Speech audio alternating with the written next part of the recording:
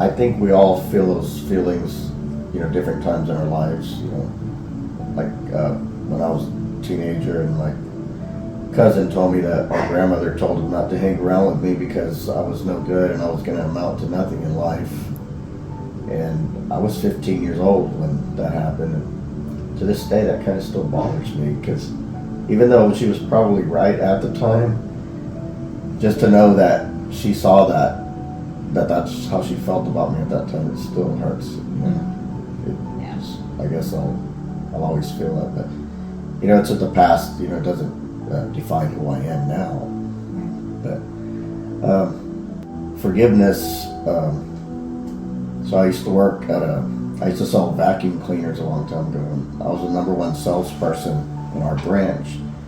And the manager looked at me like if I was his competition or something, when really I was his, highest, selling sales guy, and so he had a contest one weekend, and whoever was going to go out, whoever was willing to work, whoever sold the most vacuums that weekend was going to win a brand new grill and some steaks and whatnot. And so I was excited. I go out, and man, I sell 4 of them over the weekend. So we get there Monday. It turns out I sold 4. One other guy sold 1, and then this girl, she tried, but she didn't sell anything. So the manager decided he was going to change the rules, and so he put my name on 4 pieces of paper, wrapped them up, or crunched them up, put them in a little box, put the guy's 1 in there, and he gave the girl 1. And he goes, shakes it up, and he goes, okay, nope, not that one, not that one, not that, okay, this one. And so the girl wins. And I was mad, right? I was upset. So I went in the office, and I told him that I was quitting, and I left. And I went home that night, and I started drinking beer and playing my guitar, and I was crying because I was mad and emotional about it, because I really liked my job back then.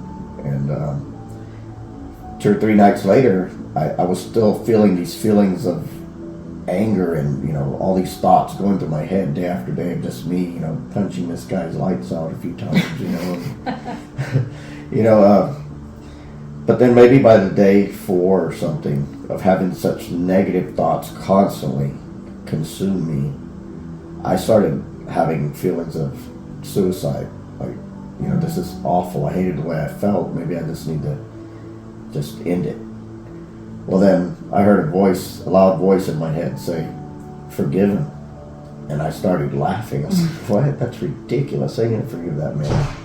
And I heard it again. You have to forgive him. And I'm like, how can I forgive him what he did to me? And then I heard the voice again, you have to forgive him. And I just started laughing and crying at the same time. And then I thought about it, and I said, you know what? You're right. So I started having a conversation with this man in my head. And I started apologizing to him for all the negative things that I've thought about him and doing to him over the last 4 days or so. And I told him I forgave him. And when I let it go, when I just let it go, I felt the weight of the world come off my shoulders. I just started laughing. I was crying. I was so happy. I felt this joy that I hadn't felt in at least 4 days. And that's when I learned what forgiveness really is. Forgiveness isn't about the other person. Forgiveness will kill you if you don't let it go. Yeah. Because it almost did me. Absolutely. I think for me, looking back at some times where I felt judged, it started really early in my life. Because as a child, I was always sick. And I had eczema really bad.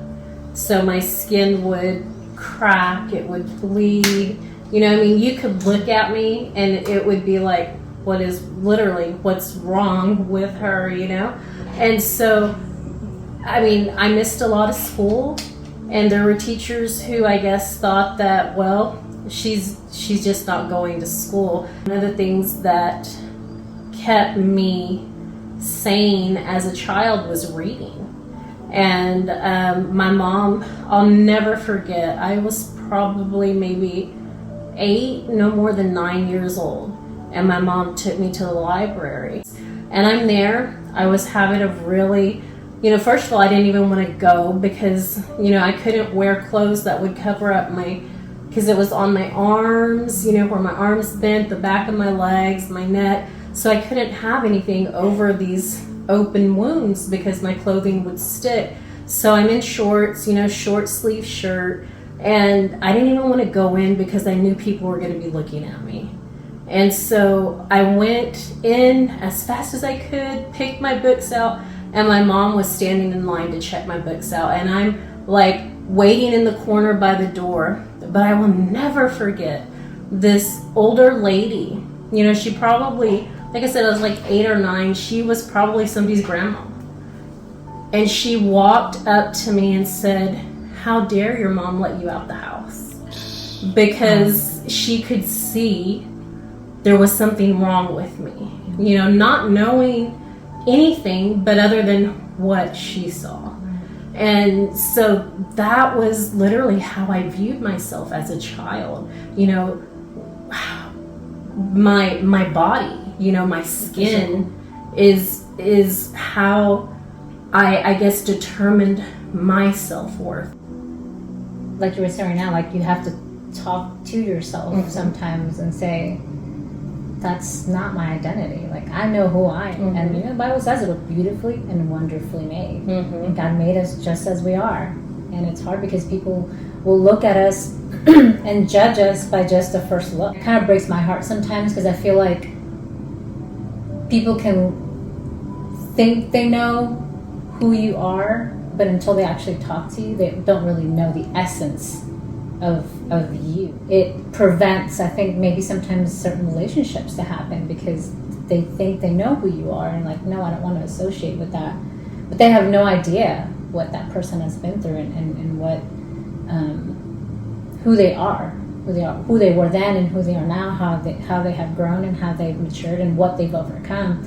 And that's why we're having these conversations so that we can bring awareness to what it can cause us and how it affects others. Judgment comes in all kinds of forms, but as a child, like I said, it started really early and it took so long. And even sometimes now, like if I'm in the sun too long, my face will get all splotchy or whatever. And those feelings of that little girl start coming back, and I have to remind myself that I'm not some sick little girl anymore. Like Art said, when you hold on to that resentment, and that's something I will never forget, and it stuck with me, and I didn't realize how much it affected how I viewed myself until I was older. Wow. And so even, like I said, even now I still have to be like, that's not who you are.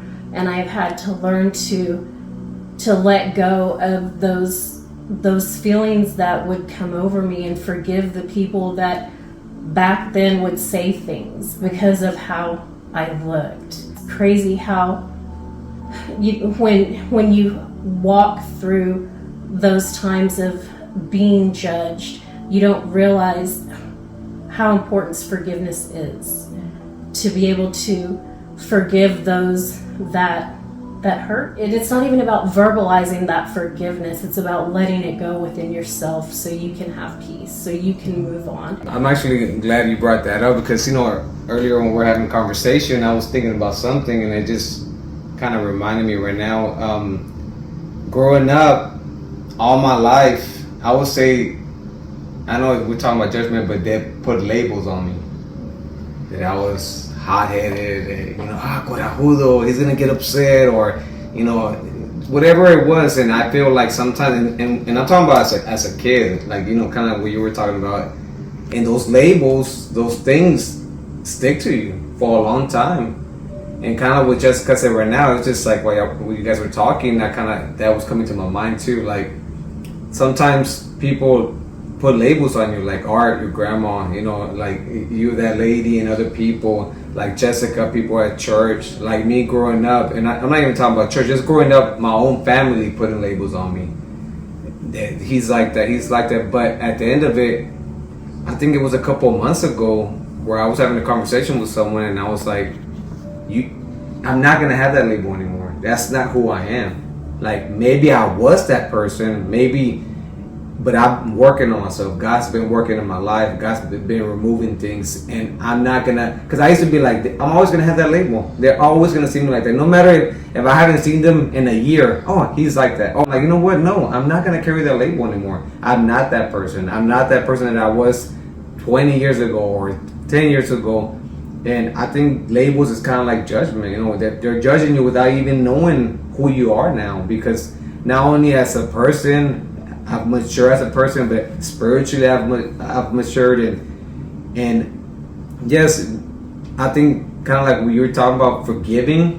I think when I decided to say no, I'm not gonna carry that label. It's kind of like forgiving them, releasing them, because at the end of it, they might not know this. I mean, yes, maybe I do need to have conversation with certain people that I feel like have put those labels and be like, hey, that's not me. I'm not that person anymore.